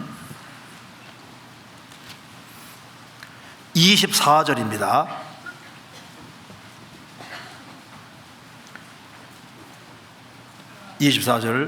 주의 증거는 나의 즐거움이요 나의 모산이이다. 성경이 바로 나에게 지혜자다. 그 뒤에 97절입니다. 97절. 내가 주의 법을 어찌 그리 사랑하는지요 내가 그것을 종일 묵상하나이다. 주의 계명이 항상 나와 함께하므로 그것이 나로 원수보다 지혜롭게 하나이다. 내가 주의 증거를 묵상함으로 나의 명철함이 나의 모든 스승보다 성하며 주의 법도를 지킴으로 나의 명철함이 노인보다 성하니이다. 103절입니다. 주의 말씀의 맛이 내게 어찌 그리 단지요 내 입에 꿀보다 더하니이다. 먼저 금을 찾으려면 금광으로 가야 되는 것처럼 은광 찾으려면 은 있는 쪽으로 가야 되는 거예요. 우리는 정말 신앙생활하면서 신앙의 집을 잘 짓기 위해서는 참된 지혜가 필요한데, 지혜를 어디서 얻느냐? 예수님 안에 다 있어요. 성경 안에 다 있으니까 성경 안으로 들어가야 됩니다. 그런데 보세요, 금광에서도 캐내지 않으면 자기 것이 안 되잖아요. 예수님 안에 다 있고 성경 안에 다 있는데 그 안에 들어가고자 하는 마음이 없으면 찾을 의지가 없으면 자기 것이 안 되는 겁니다. 그 사람은 예수님 앞까지 왔는데 구하는 마음이 없어요. 성경 앞까지 와 있는데 찾는 마음이 없습니다.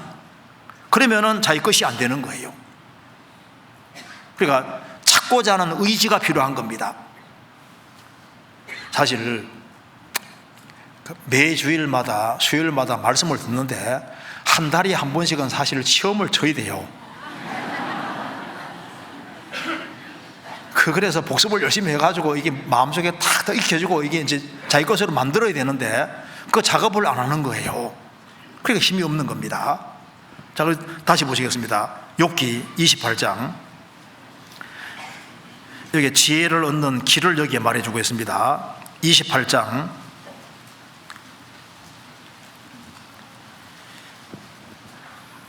3절입니다. 사람이 흑암을 파하고 끝까지 궁구하여 음녀와 유암 중에 광석을 구하되 사람 사는 곳에서 멀리 떠나 구멍을 깊이 뚫고 발이 땅에 닿지 않게 달려내리니 멀리 사람과 격절되고 흔들흔들 하느니라. 이렇게 금이나 은 같은 걸 얻기 위해서는 어떤 사람들은 4절에 말한 대로 사람이 사는 곳에서 멀리 떠나 금을 얻기 위해서 멀리도 가잖아요. 멀리 가고 그 다음에 땅속에 묻혀 있으니까 그걸 얻기 위해서 구멍을 아주 깊이 뚫고 발이 땅에 닿지 않게 달려내리니 멀리 사람과 격절되고 흔들리는 하느니라. 밧줄고등 하고 내려가서 고생한다 그 말입니다. 그러니까 금이나 은 이런 걸 얻기 위해서는 거리가 아무리 멀어도 쫓아가는 거니까 뭘 하는 겁니까? 시간을 투자하고 물질을 투자하는 거예요. 우리가 신령한 지혜를 얻기 위해서는 뭘 해야 되냐 하면은 시간 투자를 하고 물질을 투자를 해야 되는 거라고요. 여기 말씀하기를 사람이 사는 곳에서 멀리 떠나. 이스라엘 백성들은 참된 지혜를 얻기 위해서 1년에 3차 예루살렘에 올라갔습니다. 우리가 오늘 교독한 겁니다. 사람들이 예루살렘에 올라가자 할 때 기뻐하였도다. 1년에 3차 올라가잖아요. 그런데 예루살렘까지 올라가는데 거리가 먼 사람은 상당히 멉니다.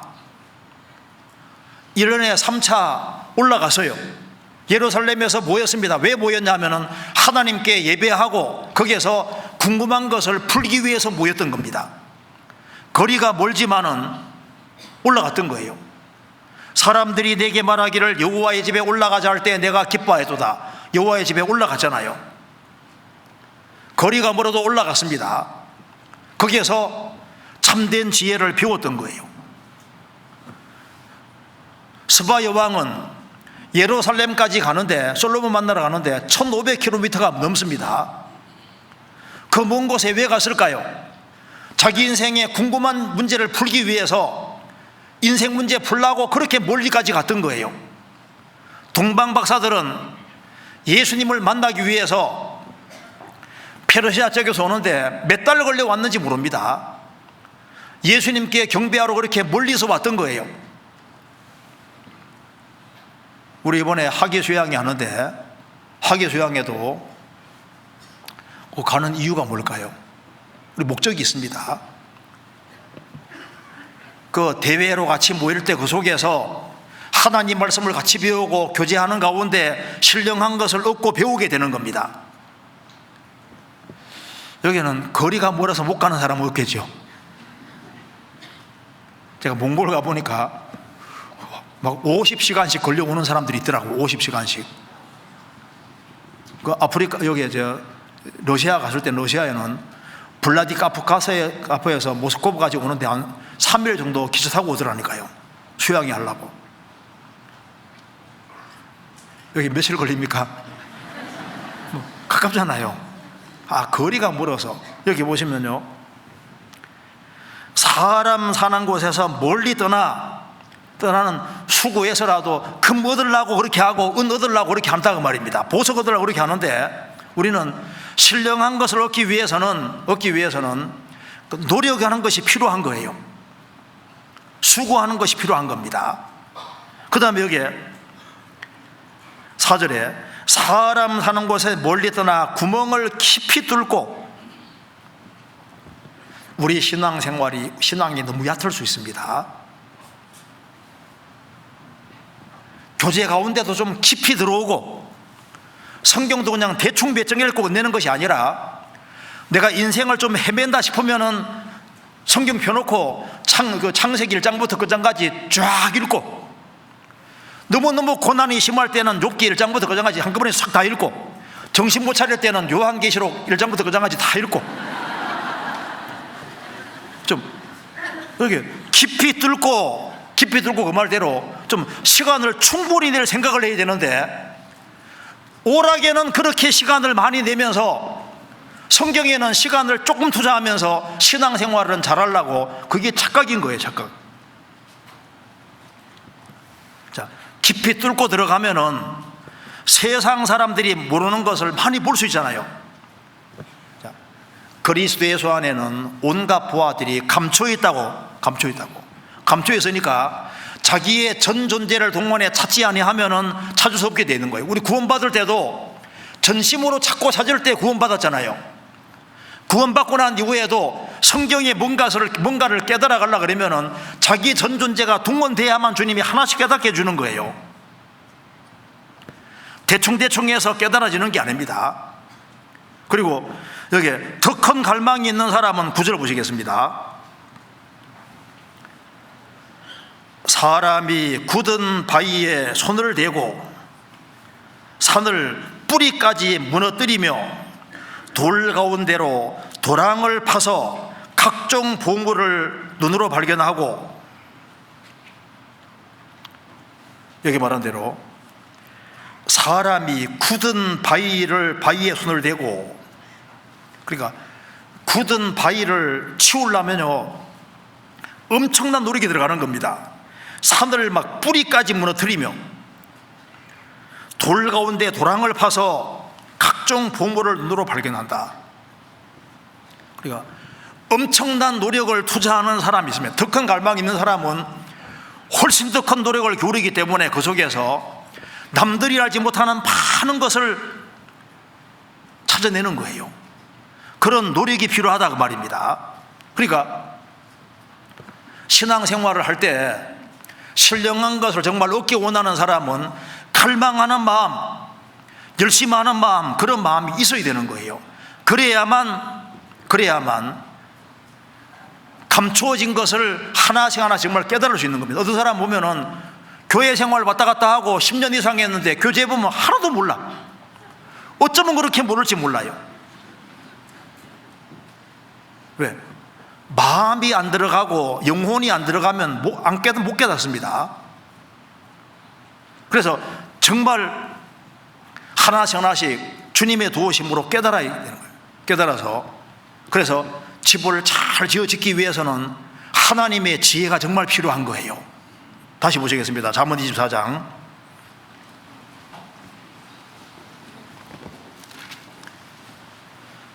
3절에 집은 지혜로 말미암아 건축되고 명철로 말미암아 견고하게 되며, 또 방들은 지식으로 말미암아 각종 귀하고 아름다운 보배로 채우게 되느니라. 집에 보석이 가득하면 얼마나 좋겠어요. 그래서 고린도전서 3장에 말한 대로 금은 보석으로 집을 지어라. 금은 보석으로. 그럼 금이 도대체 뭐냐? 베드로전서 1장에 금이 믿음이라고 표현을 했습니다. 믿음. 자, 무엇이 금과 같으냐 하면은 믿음으로 구원받고, 믿음에 굳게 서고, 믿음 가운데 씩씩하게 이겨나가고, 믿음으로 모든 걸 극복하고 말씀 붙잡고 살아가는, 이것이야말로 진짜 금이고 불 통과할 때 남는 겁니다. 그러니까 믿음 키우는 것이 너무 중요한 거예요. 믿음이 쑥쑥 자라야 됩니다. 또 성경에서 뭐라 했냐면은 베드로전서 1장에서 은을 예수님 피와 연결시키고 있습니다. 너희가 망령된 행실에서 구속된 것은 은이나 금같이 없을 것으로 한 것이 아니요 예수님의 보배로운 피로 한 것이라 은을 앞세웠습니다. 성경에서 은은 기본적으로 피거든요. 피. 그러니까 무엇이 남냐 하면은 우리가 예수님의 피의 의미를 확실하게 깨닫고, 그리고 우리가 복음을 위해서 열심히 살아가는 그 모든 것들이 그게 불타지 않고 다 남는 것이 되는 거예요. 복음을 위해 섬력하고 수고하는 것이 남는 게 되는 겁니다. 그리고 성경에서 보석을 예수님을 보석이라고 했고 참 성도도 보석이라고 했습니다. 고린도전서 2장 보시겠습니다. 베드로전서 2장입니다. 2장 4절.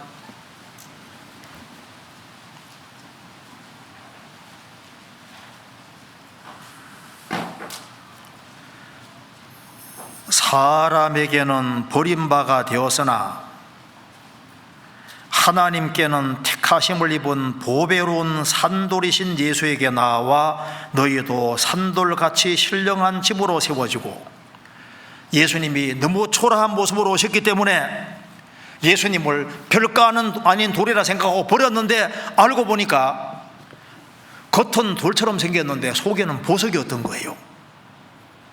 보배로운 돌이었습니다. 그리고 예수님으로 연결된 성도들도 죽은 돌이었다가 산돌이 됐는데, 구원받은 사람은 산돌은 산돌인데 초라하게 보여도 알고 보면 뭡니까? 보석 덩어리인 겁니다. 자, 금은 보석으로 집을 지어야 되는데 우리가 주님을 위해 살아가는 모든 것이 정말 이게 보석으로 집짓는 거예요. 성도들 속에는 주의 영이 들어와 있기 때문에 성도들에게 잘하는 것이 정말 영원한 보석으로 집을 쌓는 것이 되는 겁니다. 자, 그러면서 여기에 베드로, 여기에 잠언 다시 보시겠습니다. 24장에 지혜로 집을 지으라고 하면서 중요한 얘기를 하고 있습니다. 4절에 또 방들은 지식으로 말미암아 각종 귀하고 아름다운 보배로 채우게 되느니라. 각종 귀하고 아름다운 보배가 뭘까요? 하나님 보실 때 각종 귀하고 아름다운 진짜 보배가 뭘까요? 예수님도 보배고 참 성도도 보배인데 영혼보다 귀한 보배는 없습니다. 그래서 성경을 제대로 딱 배우게 되면은 세상에서 한 사람의 영혼은 천하보다 귀한 것이고 영혼이야말로 정말 보배 덩어리라는 걸 깨닫게 되는 겁니다. 그래서 정말 지혜로운 사람은 영혼을 건지는 사람인 겁니다. 잠언 24장 10절입니다. 11절입니다. 너는 사망으로 끌려가는 자를 건져주며 살육을 당하게 된 자를 구원하지 아니치 말라.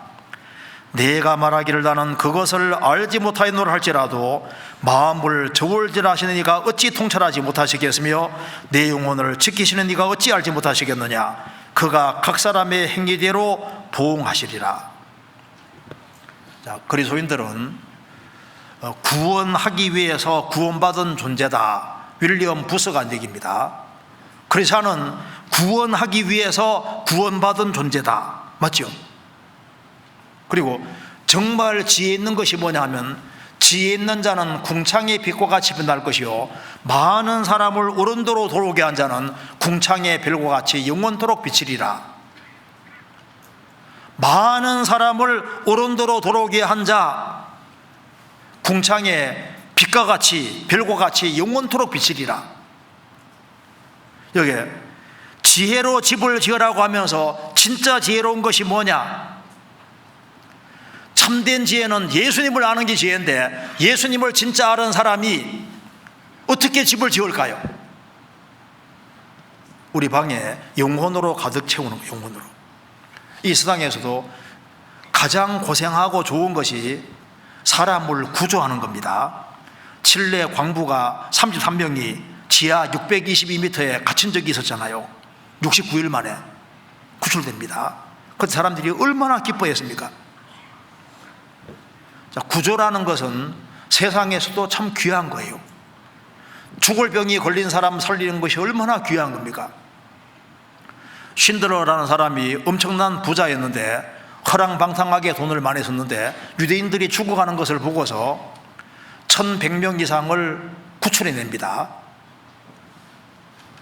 그러니까 죽어가는 사람을 건지는 것은 정말 위대하고 중요한 일이잖아요.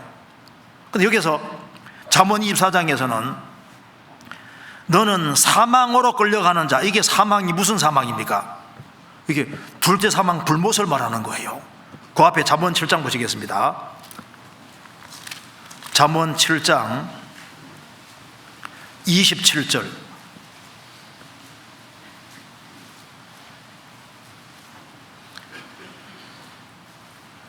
그 집은 음부의 길이라 사망의 방으로 내려가느니라. 여기에 그 집은, 음녀의 집은 음부의 길이라, 그 지옥의 길이라는 겁니다. 사망의 방들로 내려가느니라. 여기에 둘째 사망 불못을 말하는 겁니다. 잠언에 사망 얘기가 나와 있는데 그 지옥을 말하는 거예요. 그래서 사망의 방들로 내려가느니라. 이거 보면은 그 지옥 가면은 구원 안 받은 사람이 각자 고통받는 방이 있는가 이런 생각이 들 정도로 복수로 나와 있습니다. 그러니까 너는 사망을 당하게 된 자를, 사망으로 끌려가는 자, 영원한 지옥으로 끌려가는 자를 건져주며 살육을 당하게 된 자를 구원하지 않지 말라. 누가복음 16장에 부자와 나사로 얘기가 나옵니다. 부자는 죽음 건너가자마자 음부에 떨어졌고 나사로는 즉시 낙원으로 갔잖아요. 하나님은 거짓말을 하지 않습니다. 하나님은 내가 너희를 사랑한다, 정말 사랑하는 거예요. 내가 너를 도와주겠다, 도와주시는 겁니다. 그리고 구원받지 아니한 사람은 둘째 사망 불못에 떨어진다고 사실입니다. 정말 사망으로 끌려가는 자가 있는 거예요. 너는 사망으로 끌려가는 자를 건져주며 살육을 당하게 된 자를 구원하지 않지 말라. 윌리엄 부서는 말했습니다. 만일 크리스찬이 지옥에 내려가서 지옥을 정말 한 번만 구경하고 온다면은 전부 다 전도자가 될 것이다. 지옥을 한 번만 보고 오면은 전부 다 포커스를 전도에 맞추게 될 것이다. 그 말 맞는 겁니다. 구원받지 아니하면은 지옥 떨어지는 것이 사실이니까 거기서 건지는 일, 이게 얼마나 중요한 거예요. 어떤 한 목사님이 기차 여행을 하고 있는데 이제 질문하는 겁니다. 목사님께서는 뭐 7 나팔에 대해서 알고 계십니까? 묻더랍니다. 그래서 자녀가 몇 명 됩니까? 7명 됩니다. 그 사람들이 거듭났습니까? 모르겠는데요. 7 나팔이 중요합니까? 자식이 지옥 가게 자식이 지옥 가게 생겼는데 뭐 7 나팔이 어떻고 의인이 됐고 그거보다 지옥 갈 영혼 건지는 게 더 중요한 거예요. 그렇지 않습니까? 우리가 성경을 제대로 배우면은 한 사람 한 사람 영혼 건지는 여기에 포커스 맞추는 것이 가장 지혜로운 겁니다. 제가 또 그래 보니까 여기 나옵니다. 나는 한 사람 영혼밖에 주님 품으로 인도 못했습니다. 그런데 물고기 잡을 때 조그만한 고기를 뭐 오랜 세월 동안 잡는 사람하고 제대로 못 잡다가 월척 큰 거 하나 낚았으면 그것도 중요하잖아요.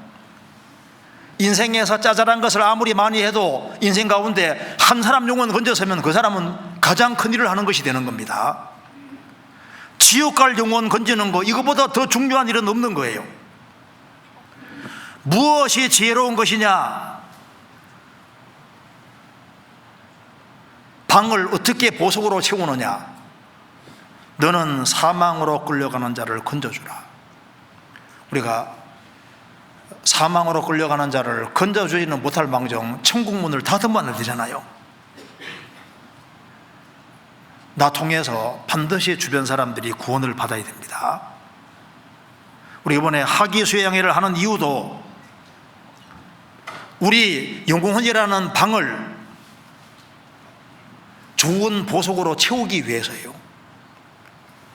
우리가 하기수양에 마음을 드리고 최대한 많은 사람을 건지려고 해야 됩니다. 그게 하나님의 뜻이기 때문입니다. 그리고 그게 가장 지혜로운 삶입니다. 너는 사망으로 끌려가는 자를 건져주며 살육을 당하게 된 자를 구원하지 않지 말라. 내가 말하기를 나는 그것을 알지 못하였노라 할지라도 마음을 저울질하시는 네가 어찌 통찰하지 못하시겠으며 내 영혼을 지키시는 네가 어찌하지 못하시겠느냐. 여기 내 영혼을 지키시는 이란 말은 구원받은 사람 영혼은 주님 지켜주시잖아요. 너는 구원받았는데 주변 사람이 구원받지 않고 멸망으로 달려가고 있는데 가만 보고 있어서는 되겠느냐? 그들을 건져야 되는 겁니다. 그래서 이번에 물질도 풀고 뇌물은